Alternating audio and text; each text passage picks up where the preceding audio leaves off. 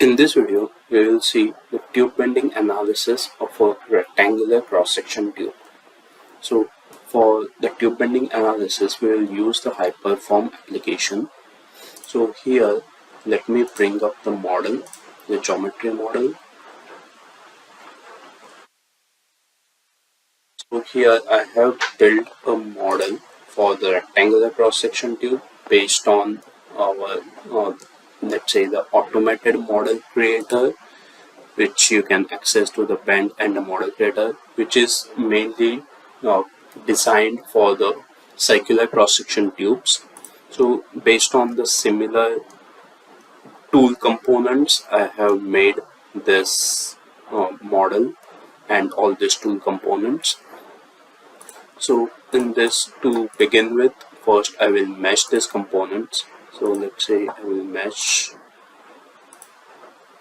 these components.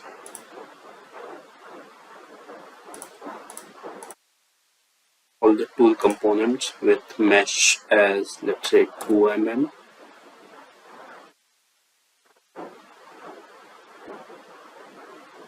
Okay.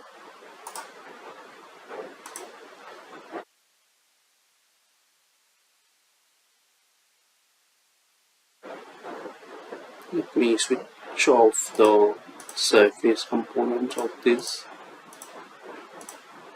and I will make it less transparent. Okay. Now I will mesh the tube component as well in a similar way. Just that I want to use a smaller mesh size for the tube, so I am doing the separate meshing for that. Let's say 1 mm.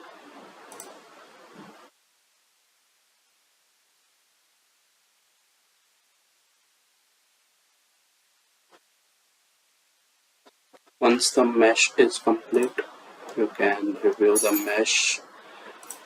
Then now we will assign the material to the tube and some properties to the tube. So we will go to the, let's say, setup material database. So we can use the material from this library, which are made for this forming analysis, the tube bending analysis or the forming analysis. So here I am selecting the CRDQ material.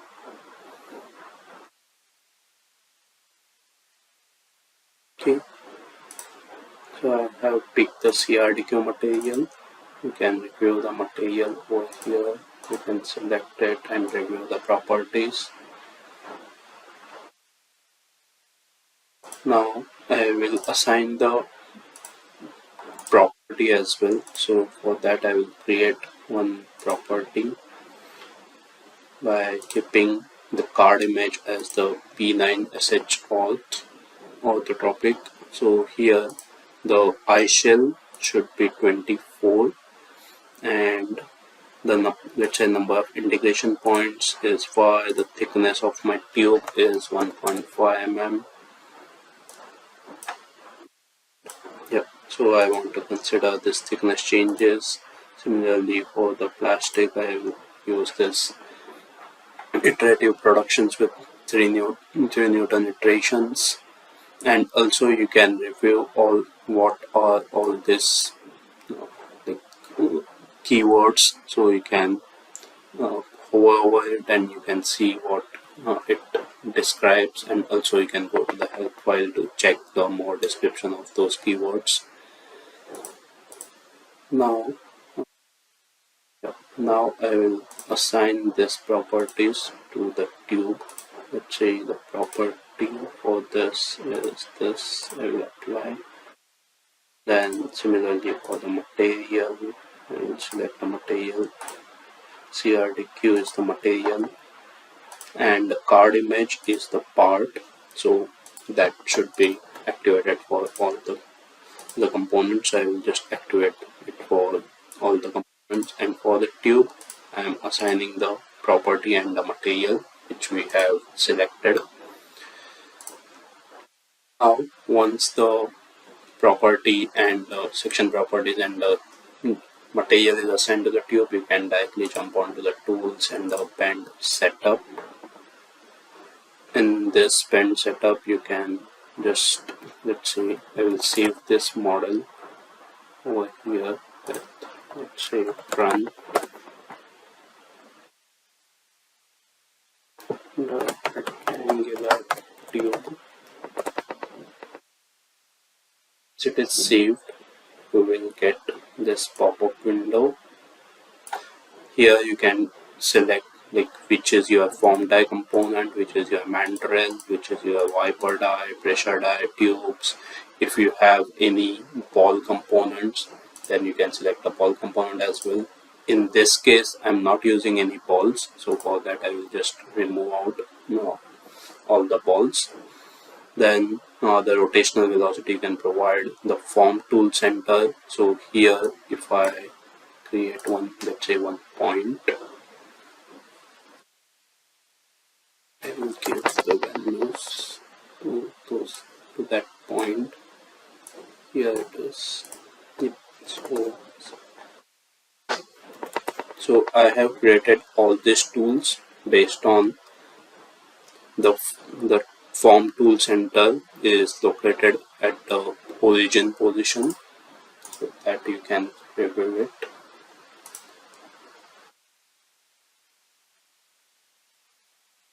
I have this form tool center which is my center point of this semicircle. So this is my form tool center. Then you can provide how many number of bends you want to create. Let's say 1 bend for now, and I can provide the bend angle. Let's say translation, if you want to provide any translation or the rotation, so you can provide all this. And the bend angle, you can provide the bend angle, let's say bend angle of 30 degree, or if you want more, then you can provide it more. So you can, let's say here I will translate the tube by 50 mm more. Rotation I will keep it 0, and the bend angle here I am going to give is, let's say, 10 degree. And then you can run this model.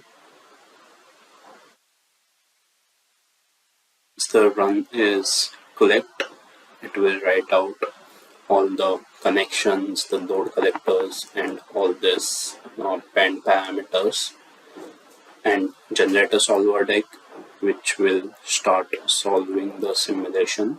Here the simulation has started. Once the simulation is complete, we can review the run folder, and you can see in this run folder we have all these animation files which are generated. So we can use these animation files to load the results. So let's say I will make it into 2 sec, and I will load the HyperView interface. Okay, and then I can open up the results. I can play the animation, also I can plot the results. Let's say I will directly go with the thickness results, and here in this case maybe I will isolate the tube and pause the animation, and I will click apply. So here you can see how your component, how your tube is getting deformed. So you can see, so this first is the 30 degree bend angle, and the second is your 10 degree bend angle. So you can review some other results as well, like thinning percentage or the von Mises stresses, plastic strains. So there are so many other results, you can review it. So let's say if I go with the thinning percentage, it can show you whether it is getting thin, higher thinning percentage, or any wrinkle like thickening zones. So if I load, let's say, the von Mises, we can review the stresses as well, the von Mises stresses. Similarly, I can load the FLD plot. You can just go to the FLD and add a study. So here for plotting the FLC curve, you just need to provide the mathematical equation. So here n is your strain hardening coefficient, that can come through the material, so we can just provide that as a n value, and t is your thickness. So in this case my thickness is 1.5. So then I will just click on apply. It will plot a graph of the FLC, and then you can plot the FLD graph as well. Here you can select whether you want to plot against the true strain or the engineering strains, so that you can select. So let's go with the engineering strain. We can select the component as this tube, and I will just click on apply. So it will show me the compression zones, and if it is like getting stretched out, so there will be some safe zone, and if this graph, if this points are getting above this failure curve, FLC curve, so that means your tube can get failed or cracked in on that locations. But here in this case there is no cracks. Also we can add, let's say, the wrinkle line. So to add a wrinkle line, you just have to select the uniaxial compression line, and you can provide the R value. So this R value also you can get it through the material. So for CRDQ we have 1.6 is the R value. So I will just click on apply, and then you can see the wrinkle zones as well based on this R value.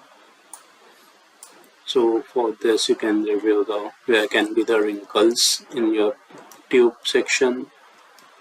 So here, as we didn't use any balls, so that's why you are seeing like it is getting bended in between.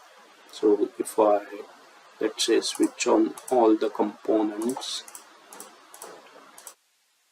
then we will just take one section view, say in Z direction, okay. And then now if we see the animation again,